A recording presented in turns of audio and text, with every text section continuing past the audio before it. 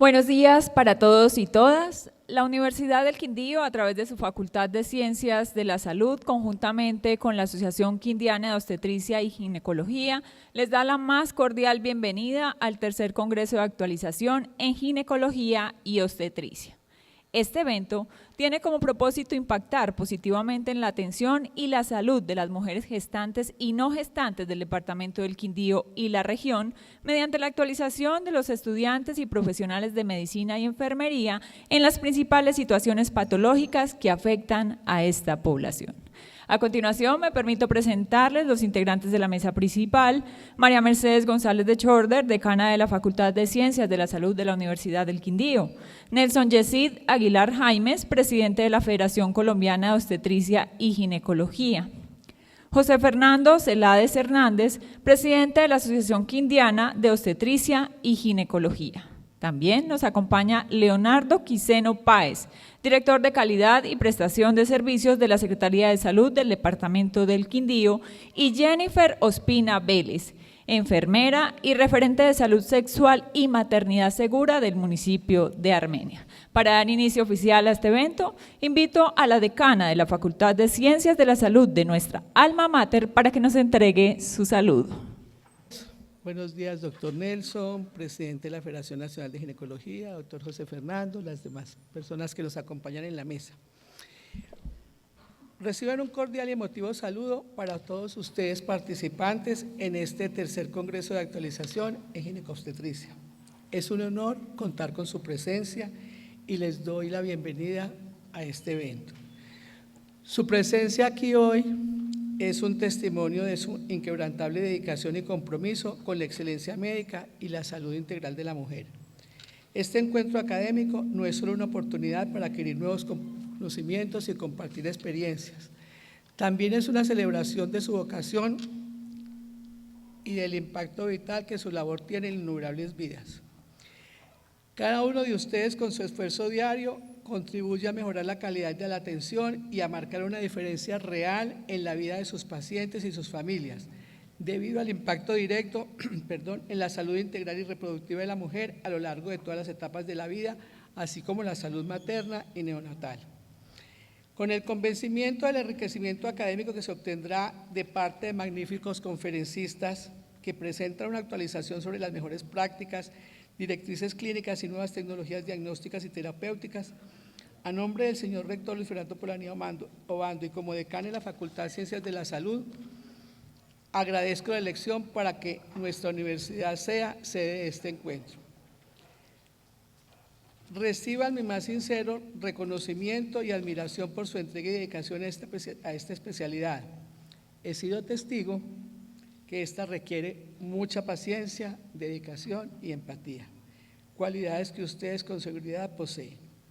Gracias por su invaluable labor, gracias por estar con nosotros, gracias porque la universidad es de ustedes, la facultad es de ustedes y aquí estoy con egresados, egresadas, con nuestros docentes.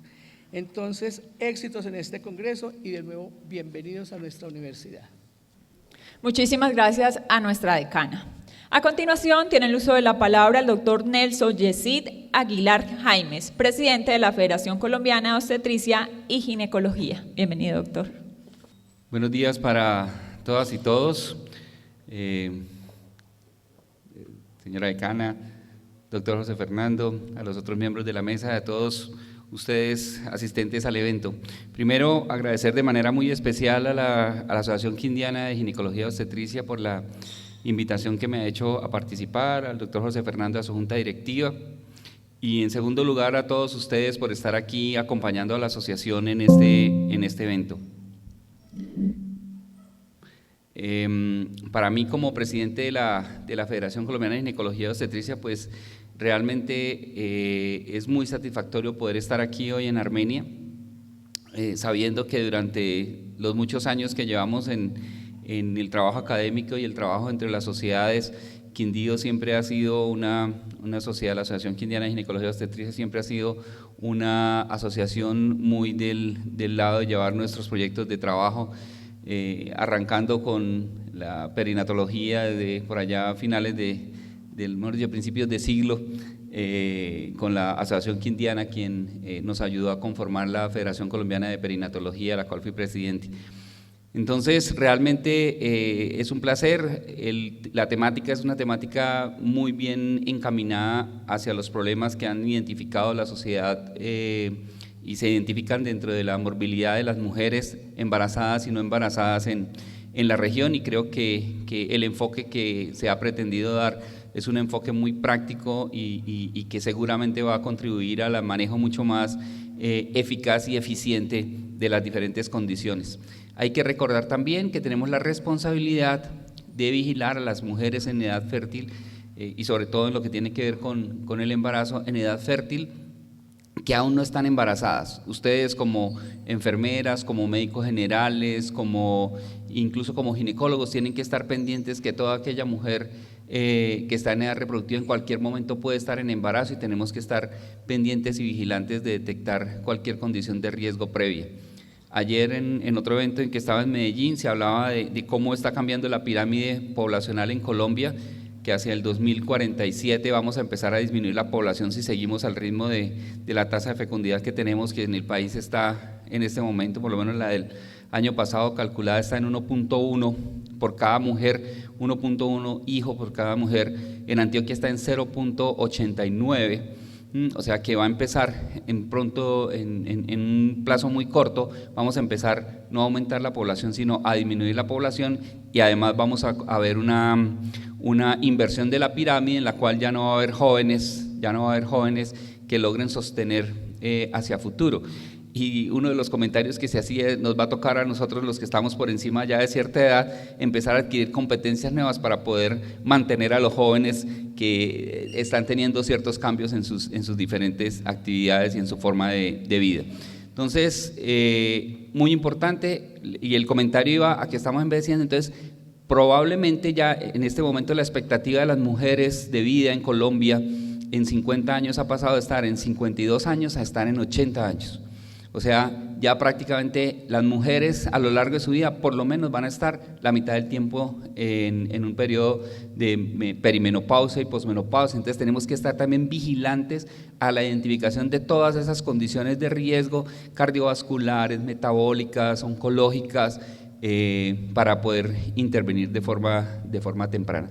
Entonces, agradecer de manera muy especial a todos, al doctor Ángel Yesí, a todos los amigos que tengo aquí en esta querida Asociación Quindiana de Ginecología y Obstetricia, a la universidad por recibirnos, y muchísimas gracias por la invitación. Para aperturar este evento académico, invito al doctor José Fernando Celades Hernández, presidente de la Asociación Quindiana de Obstetricia y Ginecología. Muy buenos días, el doctor Nelson Yesí Aguilar, presidente de la Federación Colombiana de Ginecología y Obstetricia, la doctora María Mercedes González de Choder, decana de la Facultad de la Salud, la jefe Jenny Verospina, referente de salud materna y salud sexual y reproductiva del municipio de Armenia, y al doctor Leonardo Quiseno como director de calidad y servicios de la Secretaría de Salud del Departamento del Quindío. Y a ustedes muy buenos días y gracias por estar acá. Yo sí quisiera invitar a una reflexión, y es la siguiente, y es un compromiso, invitarlos a un compromiso para el cuidado de la salud de las mujeres quindianas. En las últimas 3 semanas he tenido la oportunidad de estar en un taller de obstetricia crítica y 2 congresos nacionales, y veía que están trabajando en otros sitios del país. Veía cómo un expositor de La Guajira entró saludándonos en una charla en idioma guayú o en el dialecto guayú, porque tienen 15 muertes maternas este año en La Guajira, y se aprendió el dialecto y están trabajando para entrar a hacer intervención en una zona difícil de llegar. El doctor Omar López en Santa Marta está trasladando todo lo que tenemos sobre prácticas obstétricas que salvan vidas y emergencias obstétricas al manejo de los dialectos indígenas de la Sierra Nevada de Santa Marta, para poder incidir sobre lo que es la salud materna. La doctora Sandra Sánchez, el grupo de María Fernanda Escobar, nos mostraba qué pasaba en Puerto Merizalde y en algunos sitios donde a las 3 de la mañana, en sitios donde no tienen transporte sino fluvial, un médico con una preeclántica severa llama y por apoyo celular le dicen que se tiene que quedar con la paciente hasta las 7 de la mañana, porque si a las 3 de la mañana sale, en Los Ríos va a recibir bala dentro de la desafortunadamente violencia de Colombia y tiene que sostener su paciente y estabilizarla hasta las 3, de las 3 de la mañana hasta las 7 en unos sitios absolutamente inhóspitos. Y veíamos cómo han disminuido morbilidad y mortalidad materna. Nuestro presidente de la Federación Colombiana de Ginecología a las 8 de la noche se encontraba en Medellín en un evento académico y a las 2 de la mañana llega y hoy nos va a acompañar como expositor de índole mundial para hablar de diabetes gestacional. Nosotros tenemos más comodidades, tenemos mejores vías de comunicación, tenemos un altísimo porcentaje de pacientes con control prenatal, con atención de parto institucional, pero tenemos una elevadísima tasa de pacientes críticamente enfermas. Y esto no lo vamos a cambiar si no lo ponemos de parte de todos, es tarea de todos, como escuchaban en alguna charla hace poco, donde los médicos y el personal de salud, enfermería y demás grupos de apoyo tenemos que estar actualizados, tenemos que estar al día.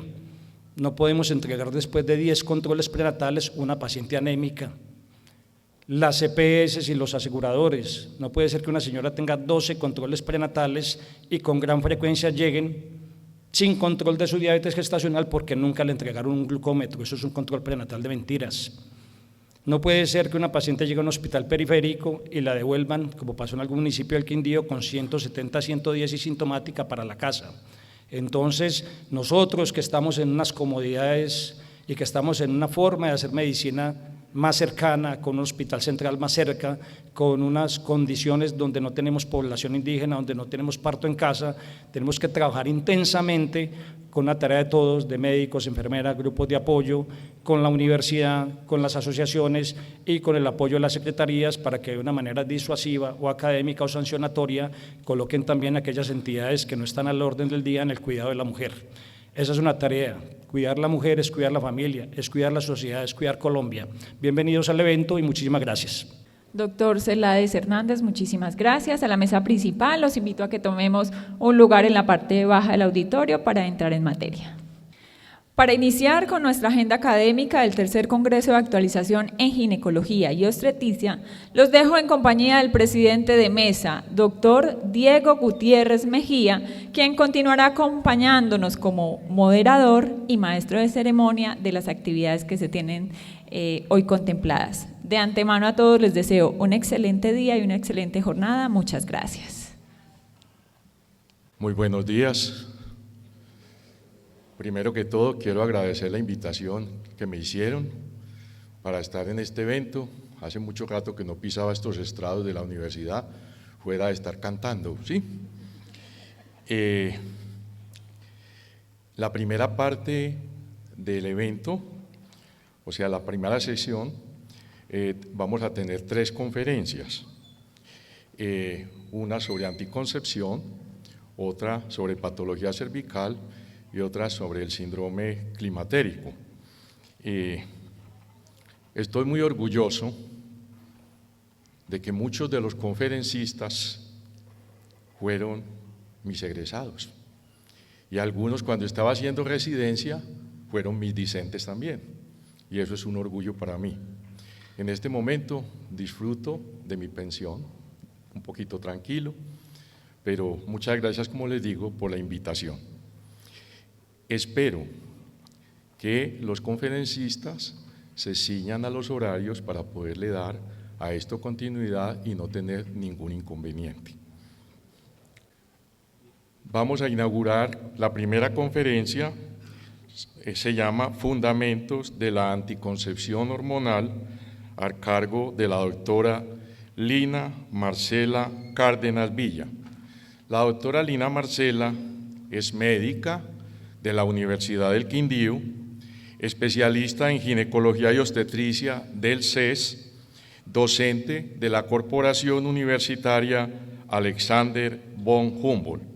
Invito a la doctora para que iniciemos su conferencia. Bueno, para mí es un placer estar de nuevo en mi alma mater, como lo decía el doctor Gutiérrez, pues fui estudiante del doctor Gutiérrez, volver a mi alma mater es un placer para mí. Muchas gracias.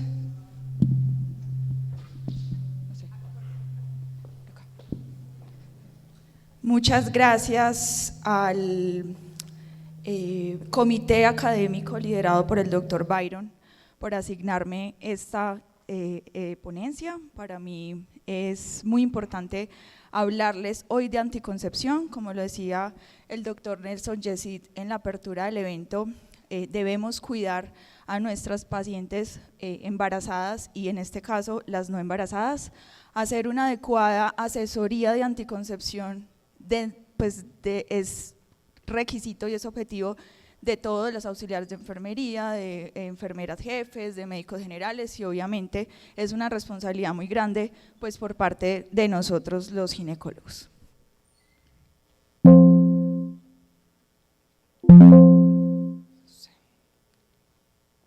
Listo. Para empezar, declaro que no tengo ningún conflicto de interés. Sabemos que hay múltiples métodos de planificación. Hoy nos vamos a enfocar en la anticoncepción hormonal para que repasemos un poquitico todos esos mecanismos, que conozcamos qué es lo que le estamos dando a nuestras pacientes, que seamos nosotros desde los estrados académicos quienes demos una información de calidad a nuestras pacientes. Vamos a ver un poquitico de introducción, historia, mecanismos de acción. Hay unos beneficios no anticonceptivos que son muy importantes y hacen parte esencial de la terapia dentro de todas las patologías que vemos en consulta. Algunas consideraciones, hablar un poquitico de criterios de elegibilidad, cómo elegimos uno o el otro y un poco de las conclusiones. Como estoy acá y todos estamos acá con la intención de aprender un poco más, de reafirmar nuestros conocimientos, quiero que veamos lo siguiente. Hace 2 años dejé los anticonceptivos, fue lo mejor que pude haber hecho. Para contextualizarlos, yo empecé a planificar a los 16 años porque un endocrinólogo me lo mandó. Yo tenía esos periodos súper prolongados y aparte muy dolorosos y pues yo a esa edad toda feliz, orgullosa y tranquila porque ya estaba planificando. Empecé con pastillas y luego me pasé a la Mirena. En síntesis, duré como 4 años con la Mirena hasta que una vez me dio un cuerpo lúteo hemorrágico y en medio de todo eso hice que me sacaran la Mirena. Y de ahí para allá, el peor descontrol hormonal de mi vida. Últimamente he hablado con diferentes médicos, todos menos el ginecólogo que yo tenía en ese entonces, que es un ginecólogo que ha tenido mi familia desde hace rato y que es un ginecólogo muy bueno, pero si le soy sincera, yo no podía confiar en él precisamente porque cada que le preguntaba algo me hacía sentir como si yo estuviera loca. Básicamente me subí unos 10 kilos en 3 meses, duré luchando más de un año para poder bajar ese peso y me sentía totalmente mal conmigo misma. La gente no sabe el sentimiento que yo tenía por dentro porque la verdad eso me estaba acabando. Yo seguí confiando en mí misma y me dije, yo no voy a volver a esos anticonceptivos. Ustedes ven los videos anteriormente, el médico de las hormonas con el que yo estoy en este momento, yo le pagué un tratamiento para mejorar todo el tema hormonal y la verdad es lo único que desde hace 2 años me ha servido. Por fin encontré una persona que me decía, sí, los anticonceptivos se supone que no son para todo el mundo. Cuando los usas tu cuerpo deja de producir hormonas y cuando los dejas abruptamente le haces un daño increíble a tu cuerpo. Bueno, esto es lo que nos enfrentamos todos los días.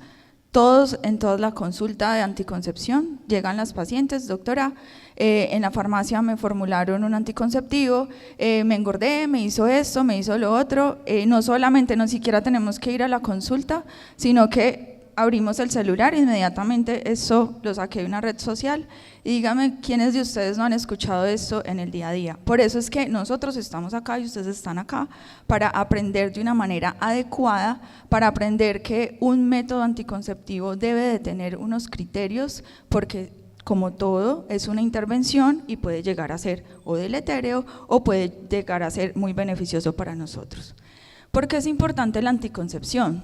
Hay 2 ítems muy importantes en la anticoncepción. Uno es disminución del embarazo en adolescencia. Sí queremos que se invierta un poco la pirámide, pero no a costillas del embarazo en adolescente.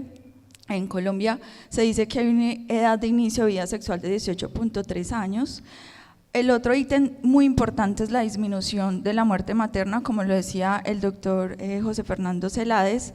Se dice que uno de los retrasos más grandes identificados en la OMS para la mortalidad materna es que después de un evento obstétrico adverso las pacientes se van sin anticoncepción. Y hay estudios que dicen que un buen uso de planificación familiar podría evitar hasta el 32% de las muertes maternas. Esto es súper importante. Lo otro es que día a día se dice que más del 87% de las mujeres ha planificado en algún momento de su vida, y las mujeres van a pasar más de 3 décadas planificando o en contacto con alguna terapia de reemplazo hormonal, que ya más adelante pues el doctor Montilla nos va a hacer un acercamiento. Un poquitico de la historia. Antes de 1950, pues ya el doctor Gutiérrez, obviamente, cuando nos da humanidades en el premédico, nos hablaba mucho de este tipo de historia. Cuando se descubrió la molécula del colesterol, sabemos que las hormonas tiroideas, pues son hormonas esteroideas, sale el estrógeno y el progestágeno, pero realmente el hito o el inicio de la revolución reproductiva de la mujer se da con el desarrollo de los anticonceptivos orales, porque se identificaban las moléculas, pero pues no sabían cómo administrársela a las pacientes, y esto fue alrededor de 1950. Si vemos acá hay 2 de los compuestos que aprobaron en ese tiempo, y miren que pues llama mucho la atención los miligramos, tanto de estrógenos como de progestágenos, que se aprobaban para la época, y con el desarrollo y digamos que con el avance de nuevas moléculas, a que le apuntan a que hayan una menos dosis de estrógenos y progestágenos, porque una dosis elevada de estrógenos pues se empezó a encontrar un alto índice de eventos tromboembólicos. En toda la evolución de los anticonceptivos orales, ¿qué se pretende? Entonces encontramos anticonceptivos orales monofásicos, trifásicos, tetrafásicos. Cuando hablamos de la idea de cambiar una molécula a otra en el desarrollo, digamos que enfocado a hacerlo de un monofásico, un trifásico, un tetrafásico, ha sido como para simular pues el ciclo menstrual. Ya vamos a mirar un poquito que esa curva tan conocida para nosotros, que es importante porque en una parte del ciclo hay más estrógenos, en otras más progestágenos.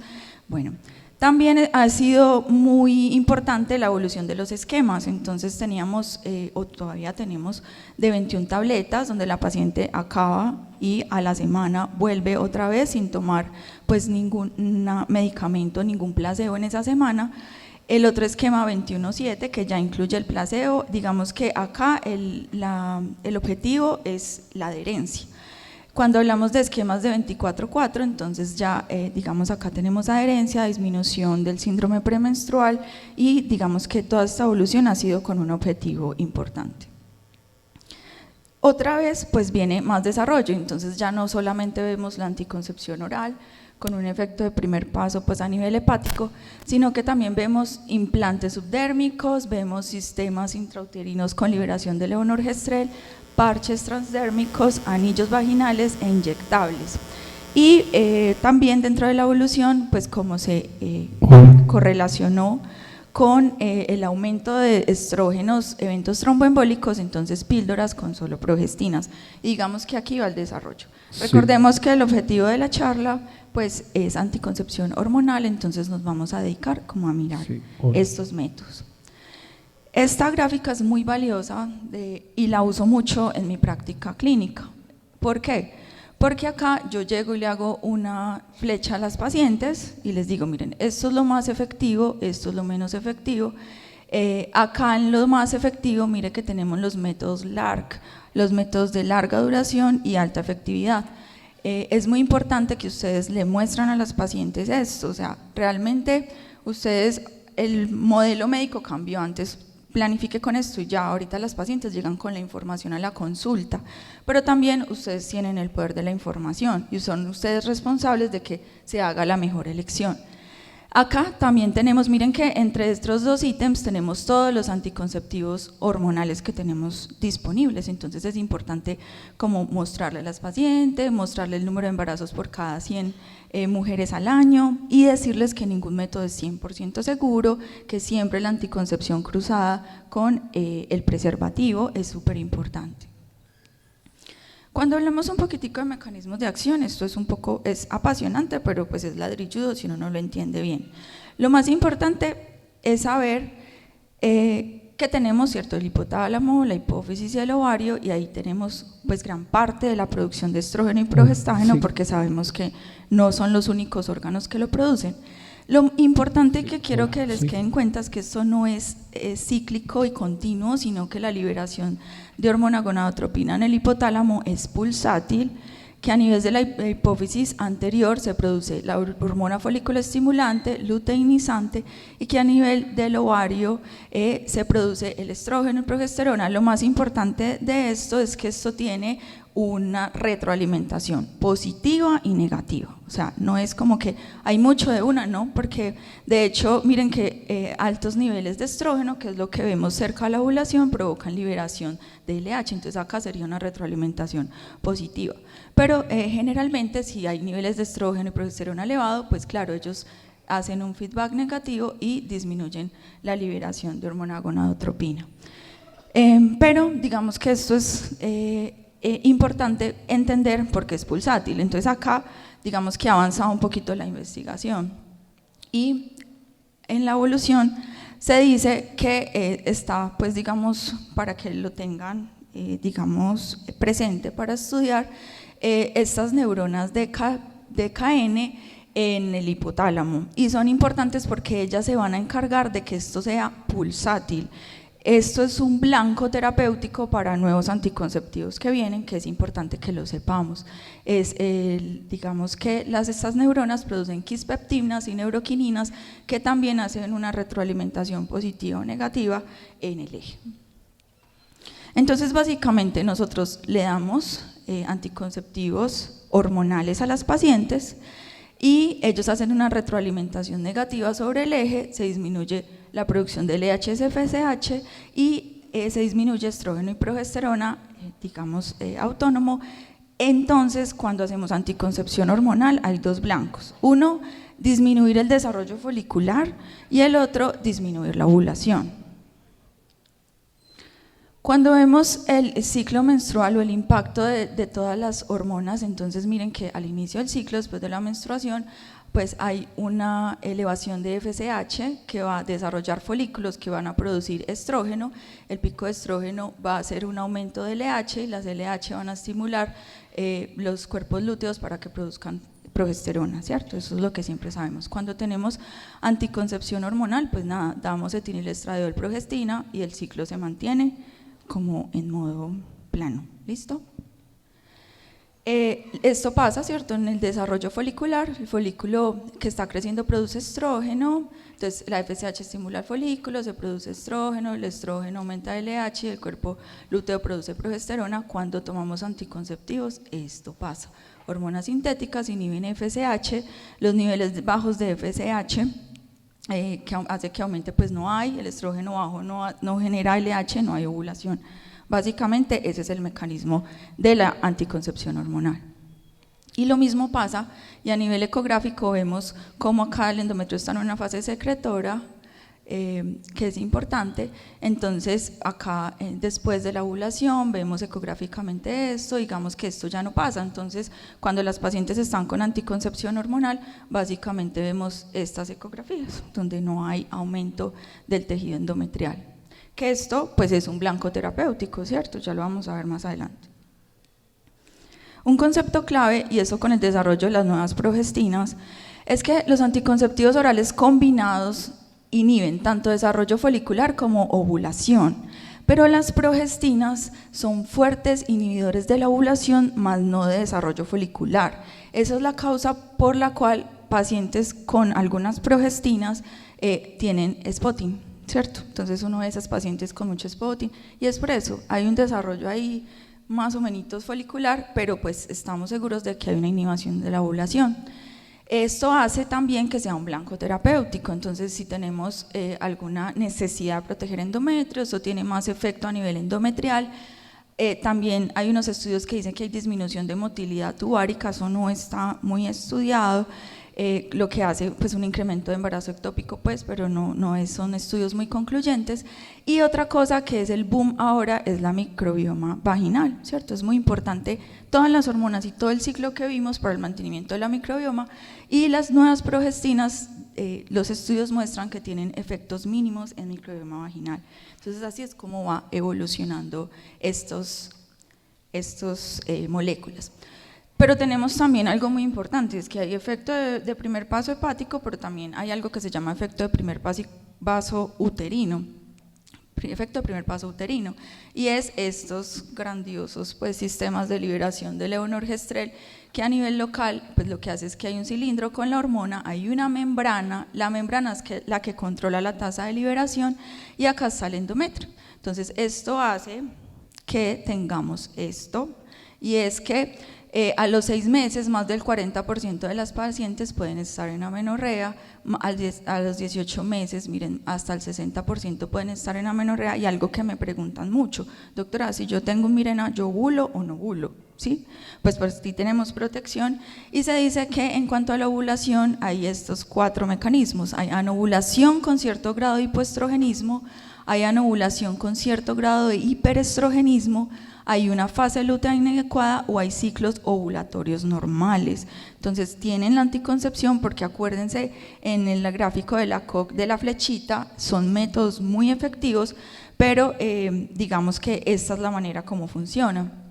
Miren acá, cuando aquí está el anticonceptivo, pues el SIU, sea Cailina, Mirena, Yaides, acá tenemos que más o menos a nivel miometrial 1.8 a 2.4 nanogramos por gramo de miometrio acá en el endometrio, pero miren lo que pasa al plasma. O sea, lo que yo quería mostrarles es que al plasma pues pasa muy poco, pero pasa. ¿Listo? Bueno, y así es el mecanismo por el cual los sistemas endouterinos de liberación de levonorgestrel producen atrofia endometrial. Otra cosa importante para uno hacer una elección de un anticonceptivo es escoger bien las progestinas, y ustedes, yo creo que esto lo han digamos visto en clase o lo han mencionado mucho en su práctica, y es importante, y es el poder que tiene cada progestina de ser o progestogénica o glucocorticoide o androgénica o antiandrogénica o antimineralocorticoide. Y esto es importante a la hora de uno hacer una elección, no solamente para anticoncepción, sino que también funcione como terapia o como manejo, lo que yo llamo beneficios no anticonceptivos. Entonces acá tenemos paciente con endometriosis, sabemos que pues, el DNOGES es una progestina que está muy estudiada, una paciente con síndrome ovario poliquístico que ahorita la doctora Daniela Montes nos va a explicar muy bien, sabemos que es un blanco terapéutico importante, pacientes con acné, entonces tenemos que elegir progestinas que sean antiandrogénicas, síndrome premenstrual o disfórico premenstrual también es importante, acá tenemos la clormadinona como la que más nos va a ayudar, pues sangrados abundantes, hemorragias uterinas anormales, hirsutismo. Entonces, por ejemplo, acá sería muy importante el mecanismo endometrial que ejercen los sistemas endouterinos de liberación de levonorgestrel. Pero también hay un beneficio no anticonceptivo que es muy importante comentarlo. Por ejemplo, miren esta revisión sistemática del 2024, donde nos hizo una disminución de una reducción del 34% de SEA de endometrio, 40% para SEA de ovario y 19% para SEA colorectal. Entonces, realmente esto hace parte de los beneficios no anticonceptivos que debemos tener en cuenta. Pero también hay unos riesgos y consideraciones, y es que gran parte, digamos, de estos movimientos anti-hormonas y todo eso dicen que los anticonceptivos desconectan el cerebro del ovario. Y, por ejemplo, les traje este estudio de JAMA 2025 como el uso de anticonceptivos hormonales posparto, hay un riesgo de depresión, y cómo escoger bien una molécula pues nos va a servir para disminuir esa depresión. O sea, lo que quiero decir es que esto es individualizado. Básicamente se fundamenta en que hay un poco de dificultad con la parte, digamos, del sistema nervioso, porque la progesterona se considera una hormona neuroesteroidea. Ella tiene acciones genómicas y no genómicas dentro del sistema nervioso central. Es neuroprotectora, es antiapoptótica, neuroregenerativa, estabilizadora del potencial de membrana. Entonces, sí hay estudios que dicen que sí hay cambios en el estado de ánimo, de aprendizaje, irritabilidad. Por eso les digo, no es formular un anticonceptivo, soltar la paciente, y ya no hay que hacerle un control, hay que mirar, hay que individualizar, porque si no le sirvió esa molécula, le puede servir otra. Un profe a mí me decía, los anticonceptivos son como los zapatos, ustedes en los zapatos son talla 35, pero les queda bien el 35 de Bossi y el de Vélez no les queda bien, les queda chiquito. ¿Eso qué significa? Hay que ensayar los métodos antes de elegir el que es ideal para la paciente. También es muy importante, no se les puede olvidar preguntar por la sexualidad. Hay cambios, puede haber disminución de la libido, puede haber disminución de la lubricación, entonces siempre se deben realizar preguntas acerca del comportamiento sexual, porque pues no es solo evitar un embarazo no deseado, sino hacer que la paciente goce de una buena sexualidad. ¿Qué hay de nuevo en anticoncepción? Y eso que no es tan nuevo porque ya esta molécula hay en algunos países. Tenemos el estetrol es un E4, se produce en el hígado fetal desde la semana 9. Si miramos esta tabla de estrogenicidad total, sabemos que acá tenemos altos riesgos de eventos tromboembólicos, entonces miren que la evolución ha hecho que saquemos otros, entonces esta combinación drosperinona estetrol va a ser muy importante para nosotros porque ella actúa como digamos, disminuyendo los eventos tromboembólicos y va a ser un blanco terapéutico muy importante, no solo para anticoncepción, sino para terapia de reemplazo hormonal. Entonces es importante. Y lo otro es que como contiene un grupo alfa hidroxi adicional en la posición 15 de la molécula, miren la vida media de la molécula, mientras que tenemos que el estriol son como 1 hora y el 17 beta estradiol son como 10 horas, o sea que va a ser menos grave si la paciente olvida su píldora. Entonces pues se los quería traer acá.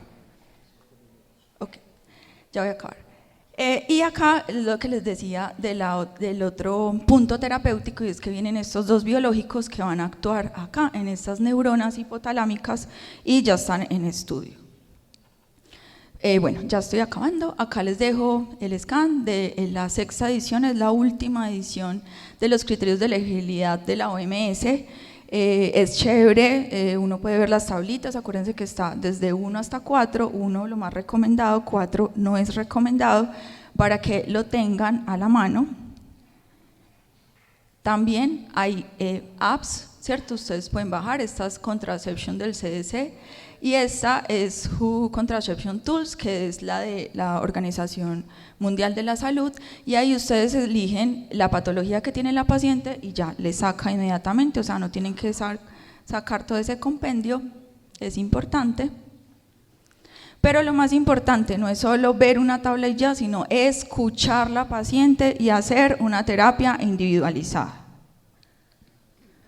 Dentro de las conclusiones de mi charla, entonces, siempre una anticoncepción individualizada, ser selectivos con la información de las redes, por favor, acá tenemos muchos millennials, ojo con lo que comparten, porque también es responsabilidad de uno para que las pacientes tengan su buena asesoría. Conocer bien las moléculas obviamente nos permiten tomar una mejor decisión. Estoy segura que después de esta charla ustedes van a decir, ah, sí, la doctora dijo esto, entonces hay que estudiar, hay que mirar qué hay nuevo y hay que tener herramientas para contrarrestar efectos adversos. Cuando llega la paciente a la consulta me dice, doctora, me fue súper mal con la pila, y yo, sí, ¿cuántas veces te embarazaste? Ninguna. Y yo, entonces te fue bien, vamos a hacer cosas pues para mirar qué podemos hacer, porque ese es el poder que uno tiene, o sea, ahí es donde uno tiene el poder de la información y puede actuar con las pacientes. Ser madre debe ser una elección y solo la libre maternidad puede asegurar el amor y un buen cuidado de los hijos. Muchísimas gracias.